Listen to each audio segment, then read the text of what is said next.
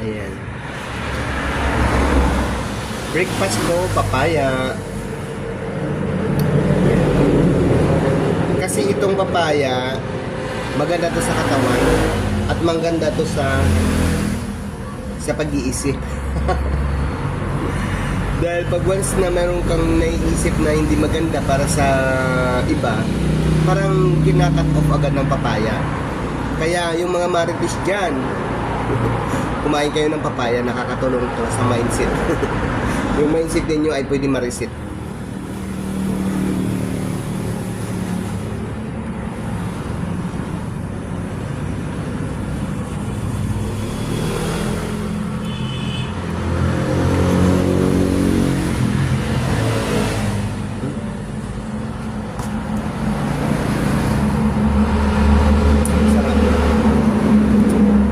Kailangan dyan yung mga taong hindi nakakaintindi dahil kulang sila sa vitamins and minerals. Kumain kayo ng prutas katulad nitong papaya. Tanungin niyo yung doktor kung anong naidudulot ng prutas na papaya. Mayroon niyang benepisyo. Hindi ko na lang sasabihin sa inyo actually kasi alam mo mga basher kayo, hindi kayo maniniwala sa akin. Pero hindi, kasi meron akong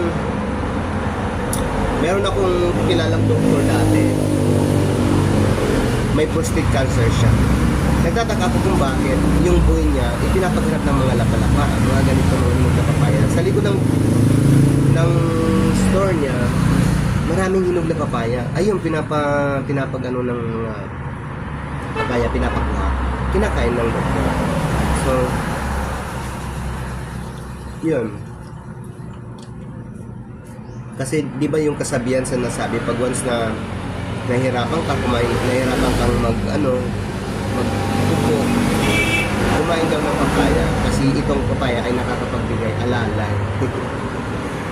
Nakakabigay alalay, nakakapagpupo ka. So, meaning, nakakabenepisyo din to para sa may mga prostate cancer.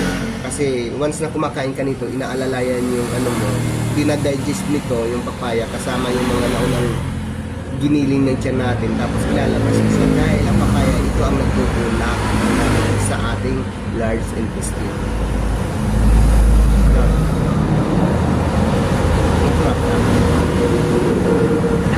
Kaya yung mga bashers na may kay Didi shit dyan, kumain kayo ng papaya para ma-mindset reset kayo. Kasi pag once na kumain kayo ng papaya, vitamins po, may mineral pa.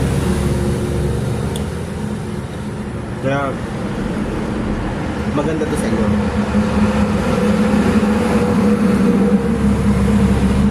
Kumain na papaya. Huwag kayo muna kakain ng para malasap natin ang 100% benepisyo ng papaya. Huwag muna kayong inom ng coffee, yung 3-in-1 coffee. Basta ako, hindi ko naman kayo ini-encourage na ganun talaga, perfect talaga yung mga procedure na sinasabi ko. Pero in my own, pag-gising ko sa umaga, pinitest ko agad ko siya. Pero hindi ako kumain, hindi ako minom ng hot water, hindi ako kumain ng anything, hindi pa ako kumain. So ito ang inuuna ko lagi. So super so good. Alam niyo ba kung ilang taon na ako? Malapit ako mag-60. Pero dahil sa mahilig ako kumain ng mga prutas at hindi ako mahilig sa mga marites. Kasi sa doon sa trabaho ko, galit ako sa may nagmamarites kasi nagsusumbong sa akin. So yun ang ayaw ko, mga marites. So kailangan walang mga maritisan. Kung ano man ang nakikita mo, see what you see, hear what you hear. Just leave it there. Ganon, di ba?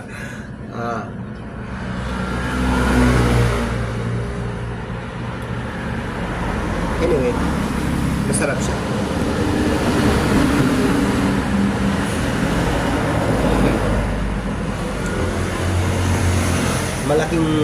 Malaking bunga to eh. Kaya hindi ko muna siya inubos dahil meron pa akong kalaki.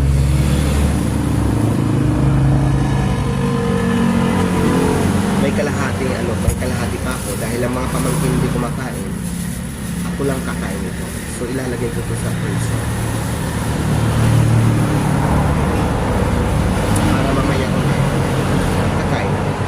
Kasi once na may makaisip ako na naman na ayoko, iniiwasan kong magalit sa mga delicious.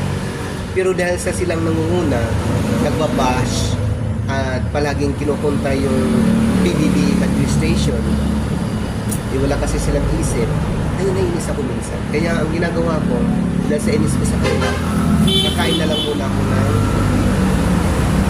papaya. Kasi kayo mga marites dyan, yung kay delicious, kain kayo ng papaya. Baka hindi kayo nakakapupo, para makapupo kayo, makuha yung mga dirty minded, dirty sa mga katawan ninyo para hindi na pumunta sa isipan ninyo kumakyat. Kaya kumain mo kayo ng papaya. Best thing talaga ang papaya. Kaya ayan. So hanggang dito na lang muna. May karugtong pa tayo kasi merong pa akong kalahati. Ilalagay ko lang muna sa ref para maging maayos. Tapos later on kakain ako. So ngayon, after na yung break, tapos na yung breakfast ko na prutas, ayun, sigurado ako 100% makapag-isip ako na maayos.